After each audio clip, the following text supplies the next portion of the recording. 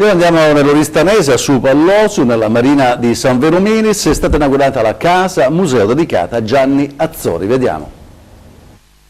Un insegnante elementare e politico oristanese, ma figlio del mare. A pochi passi da quel mare cristallino che Gianni Azzori aveva scelto come luogo in cui trascorrere la sua vita, il figlio Andrea ha voluto ricordarlo aprendo le porte della casa museo a Supallosu, nella marina di San Veromilis.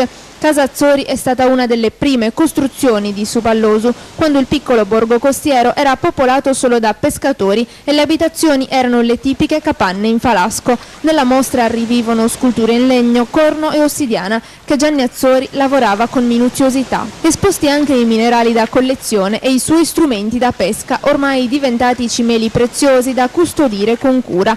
A farla da padrone anche i coralli che fino a 50 anni fa popolavano l'ambiente sottomarino oristanese, conchiglie, palle di Poseidonia oceaniche e stelle marine dalle grandi dimensioni e ancora vecchie nasse utilizzate per il pescato. L'esposizione diventa così una passeggiata indietro nel tempo, grazie anche alle foto d'epoca che ritraggono momenti di quel vissuto quotidiano ormai andato perduto, momenti che restano vivi nella memoria di chi con il mare ha condiviso la vita, come l'82enne Vincenzo Meli, amico di Gianni Azzori. Come pescavo io, non lo so, sembravo di essere solo, unico.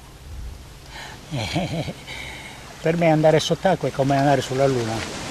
Il mio primo fucile aveva 1,80 m a molla a stiro, ed era un fucile che non era pratico proprio caricarlo, dovevo uscire fuori, caricare e poi rientrare. Era un fucile che si caricava con il piede. No, è tutto cambiato, ci sono troppe imbarcazioni, troppi rumori, allora il pesce sceglieva altri posti più profondi, capito?